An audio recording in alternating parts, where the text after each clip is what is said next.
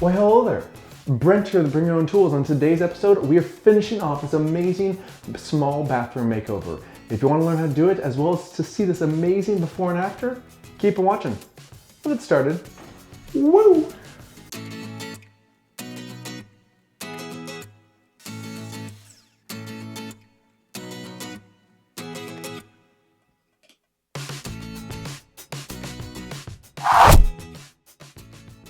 In the first two parts of this small bathroom makeover series, I showed you the complete process on demolition, the tiling, and so forth, but now it's going to get to all the beautiful finishing aspects of this project. I always suggest at this point putting down some floor protection because we don't want to dirty up this beautiful tile that we just put so much energy into. Now at the beginning of this project, we had a sizable medicine cabinet, which we removed, and we're not going to be placing another medicine cabinet in this location, which is why I'm using a leftover piece of drywall and actually scoring the side so we can seamlessly use the drywall paper that's already existing versus using some type of drywall tape. I add some extra 2x4 blocking to make sure we have proper support on the back side of this large patch.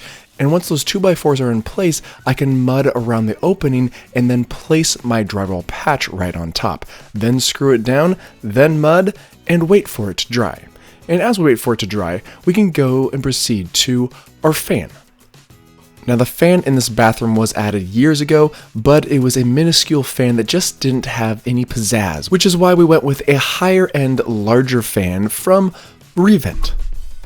This fan not only has a higher CFM, which means it has more airflow, but it also has an amazing Bluetooth speaker system where all you have to do is connect your Bluetooth to your phone and you can listen to music, play a podcast, or anything else you want to listen to. And I'll show you how easy it is to hook up to your phone later on in the video. But first, let's replace this old fan. I turn off the power to make sure that none of the electrical is running through it, then snip the wires, remove the screws from the side that's actually attached to the ceiling joist, and then quickly and easily remove the box. After you disconnect the venting, you can then use the unit as a template, but you could easily just use the template they provide, which would make this a little bit easier. But I didn't think about that, and I use the system. It still works. And my trick when cutting drywall, especially a small amount like this, is just using my multi-tool and using a vacuum to suck up any of the loose particles that is going to be caused from the cutting. However, this really does take care of the vast majority of the dust. Now before we fit the fan in place, I do suggest removing the electrical components and actually removing this housing that's built to prevent any of the wires to get into the fan. That makes it a little bit easier to maneuver the new electrical wire into the housing as we position it into the ceiling. At this time, I secure the damper to the ducting, and the ducting should be secured to the damper with a steel worm gear clamp. Now this just clamps down tightly onto the damper, but I do go back and use some duct tape or some HVAC tape that secures it in place so it's really not going to move around or have any leaks later on. We can now squeeze the new unit into the ceiling, but actually work its way to the side, then connect the damper to the fan and feed the electrical through the hole in the side of the housing. Now the other really slick thing about this unit is the fact that it has sheet lock technology, which means that it has these tabs that can fit perfectly on the inside and the outside of the drywall. At this point in time, the unit is fully secured in place, and we can start attaching our electrical wires, whether that be our hot, our neutral, or our ground. Once you have all the electrical connected, you can then reinsert the electrical shield by just attaching the set screw, then plugging in the connector to the fan. But the beautiful thing about this system is that you actually don't even need the screws in the tabs. I removed the screws out of the tabs because the sheet lock system holds the unit in place without any fasteners. Then all I have to do is install the trim ring around, and therefore those tabs are never seen again. Very nice. I want to say a huge and special thank you to the sponsor of this week's video, Revent. Now, I've actually personally used these type of vents before numerous times in past years, but they actually reached out to me personally at the perfect moment because I was doing a bathroom remodel, and this product absolutely worked out perfectly for this application. I'll make sure and leave a link in the description box below for where you can purchase this unit and see all the amazing benefits that you will see later on in this video. But let's make our way to the next portion of this project, the plumbing. As you can see, these old 1950s plumbing fittings were in bad condition and just had a lot of wear and tear over the years, so I decided to replace them with brand new fittings. Just make sure you clean the copper first before inserting the brass ring with the tightening collar. And since I haven't noted this before, just make sure that the water pressure is off before you do this, otherwise you're going to get a lot of water doused on you in a very short amount of time. This fitting is going from a 1/2 inch copper pipe to 3/8 inch piping. However, the piping that's going to the toilet is actually a 1/2 inch to 1/2 inch. I find that it makes the water flow just a little bit faster when refilling the toilet. Now that we have our plumbing outlets taken care of, we can proceed to going back to our drywall patching. And our drywall patching is now dry, so I actually go over it first with my random orbital sander to take care of the vast majority, and then use a sanding pad or sanding block to really get into those fine tight knit areas to guarantee that we have a perfect finish over the entire area. And once the primer is on and dried, we can then texture. We are using a standard Homex texture, and the specific texture that we're going for is more of an orange peel or fine finish texture. We're going over this area as well as the ceiling that's going to be right above the shower, because that area is where we actually have to do some drywall. But before we do that, we need to install our light fixture. And the light fixture we're using is this really slick, slim fixture from Halo. The first thing that I love about this light fixture is the fact that it has a built-in digital LED temperature gauge, which basically means you can easily control the temperature of the light that you want, whether it's more daylight or more of a warm feeling, and I have this set at 3500 K. This system also makes it extremely easy to install because all you have to do is use the tabs that are on the side, and those tabs actually grab the inside of the drywall, and therefore it fits perfectly and snugly in place as long as the hole that you cut is the correct size. After the light is installed, I can then proceed to sanding the drywall mud, then priming, then texture, and then paint. And speaking of paint, let's get to the wall paint. For this project, we are using the Marquee by Behr medium base. This is a specific paint that I wanted to use because of the fact that it is a bathroom, and therefore having a good quality paint is key in these more wet conditions. I suggest cutting in the paint first in all your tight knit areas, whether that's around the windows, around the edges of the room, and the ceiling. Those will be taken care of because your roller can't get into those areas. But once all those areas are fully cut in, you can proceed to your rolling. In part 1 of this video series, I did show off the Wagner Paint Stick Easy Roller, which is an amazing little system that I found super satisfying in using, because all you have to do is suck the paint into the handle of the unit, and by ratcheting the paint up into the roller, it automatically soaks the roller evenly and distributes the paint onto the wall very nicely and very consistently, as you can see. Plus, as I mentioned with the primer, I didn't have any drips whatsoever with this entire system, which I found very beneficial when applying paint to a small area like this, because there isn't a lot of room in this area, and I want to avoid stepping into any wet paint, at least as much as possible. After I have all the walls taken care of, I can then make my way up to the ceiling. For the ceiling, we're just using a standard ceiling white paint and making sure that we have a nice even coverage over the entire surface. Then I cut all of my ceiling wall corners, let it dry, and we can proceed to the rest of the project. Now that our grout lines have had time to set up, I can then start installing our trim for all of our plumbing. Pfister came up with a really unique temperature gauge, because if your hot water heater actually creates a little too hot of water for your shower, you can actually maneuver this ring to a setting where it's not going to get too warm on you. But I like it hot, so we turned it up to the max. Then we secure our black set ring on top of that, then the brass temperature control extension, which provides your handle control of the unit after you install your trim plate and your handle, of course. The handle is fully tightened down by hand, and there's a foam ring on the back side, so you don't even need to caulk around this unit.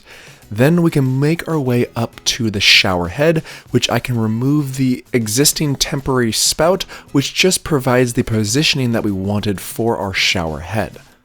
Make sure when you do install your new shower arm, you do install a bit of plumber's tape around those threads, because when you secure it behind the wall, you can't tell whether it's going to be leaking or not, and having little plumber's tape will definitely make you feel a little bit more at ease when installing this in place. Go ahead and install your shower head after your shower arm's in place. Just make sure it's not too tight with your crescent wrench.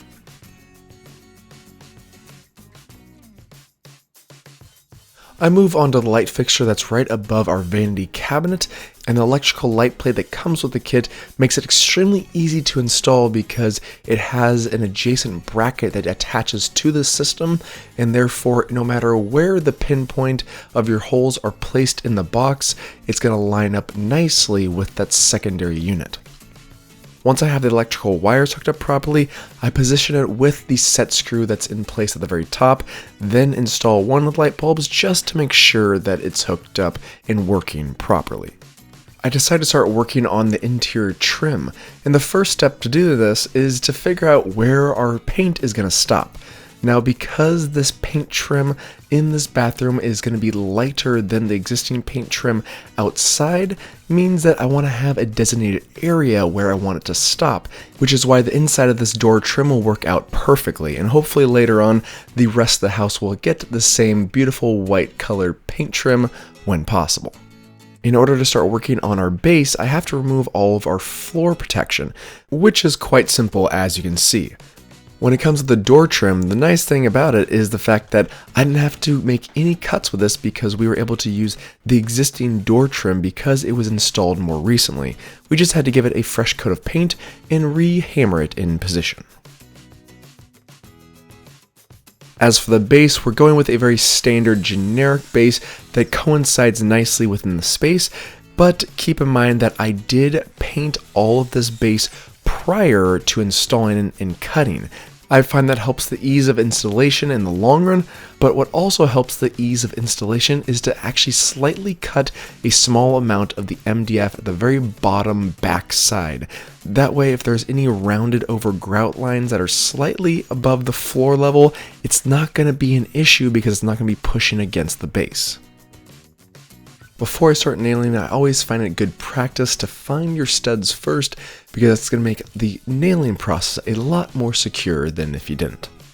I'm using 1.5 inch finishing nails within my finish nailer, and if you are interested in checking out this product or any of the other products or tools seen in this video, I will make sure and leave a link in the description box below. I come back around with a very small amount of wood putty and fill all of these nail holes. Now you can do it by hand, but a putty knife does do a nice job at making sure that those nail holes are flush and filled. Now I do suggest letting the putty set up for a bit, but you can go right over it right after you fill them with a wet cloth and remove any of the excess that is on the base without having to sand it, which is nice due to the fact that you don't have to worry about scuffing up your beautiful base that you just painted. Then just do a bit of paint touch up, let it dry, and you're done. Now we can move on to the toilet, everyone's favorite part. And of course, one of the most important things that I always do when purchasing a toilet like this is to get a better, higher quality wax ring. This wax ring that I'm using is actually a wax ring that has an inner plastic shield, which provides much better security to ensure that any of the moisture that comes out of the toilet is going into the sewer, not anywhere else. As we lift the base of the toilet onto the hardware, just make sure that the hardware is secure on the bottom with the plastic sleeve that comes with the kit. Then install the washers and the appropriate hardware associated with that hardware set. Tighten it down with a crescent wrench so it's tight on the floor and you can move on to your tank. This is a Kohler toilet that comes with a 3 hardware set for the connection from the toilet base to the toilet tank. Very simple and easy to do with a long screwdriver and a crescent wrench.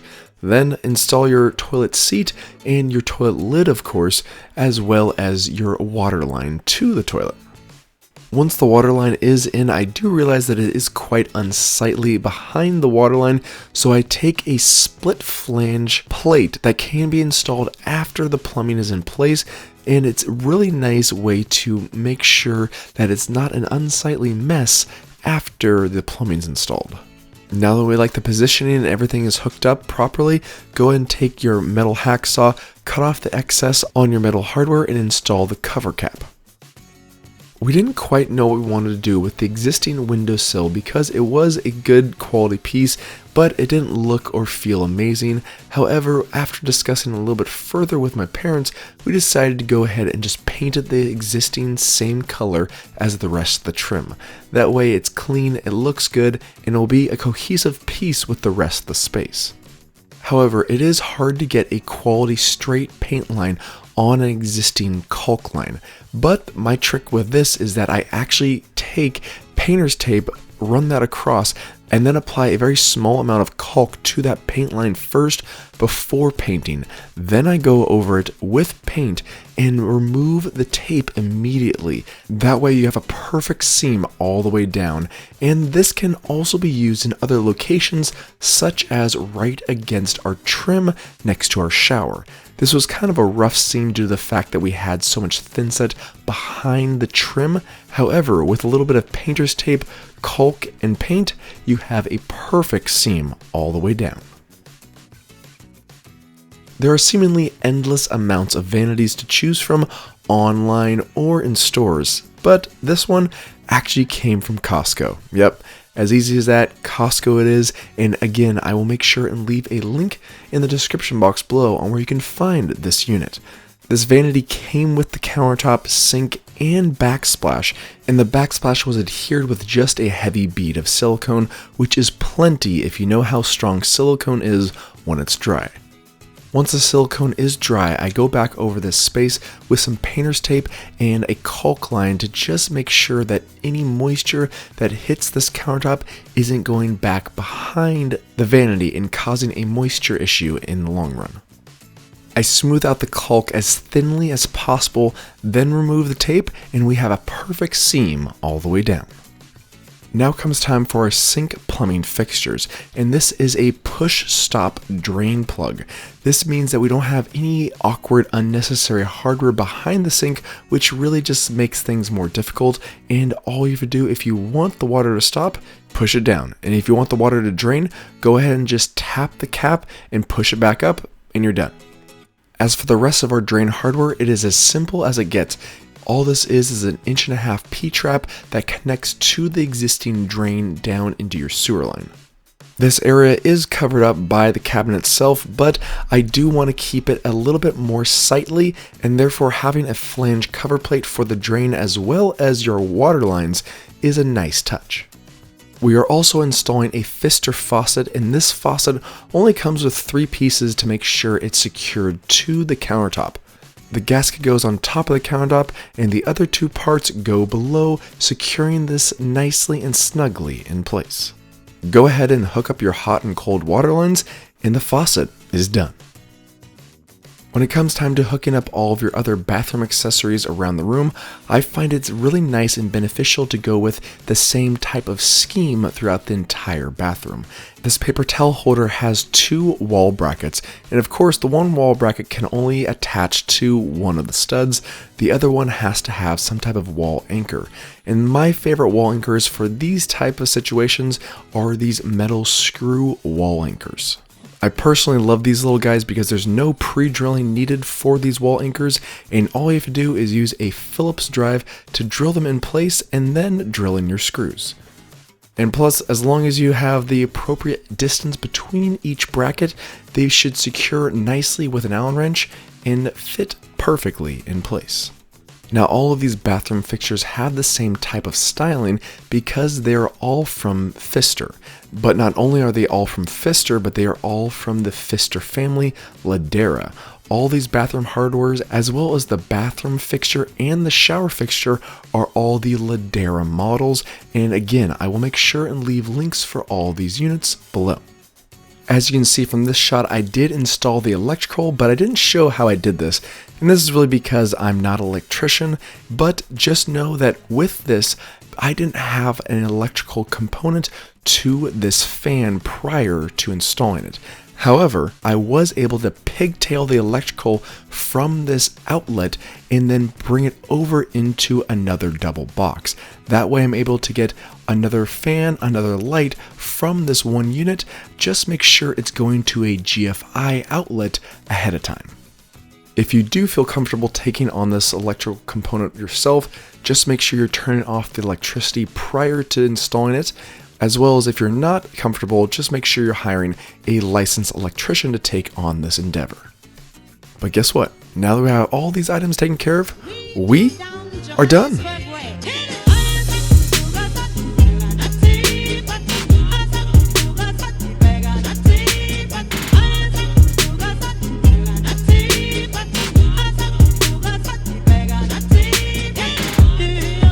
This was a lot of hard work that went into this project from start to finish. Nothing about this project was easy, but man, oh man, was it worth it. From all the beautiful accents on this entire project, from the paint to the tile to the lighting to the accessories and everything in between, this bathroom looks absolutely gorgeous and is unrecognizable from where we started at the beginning of this project.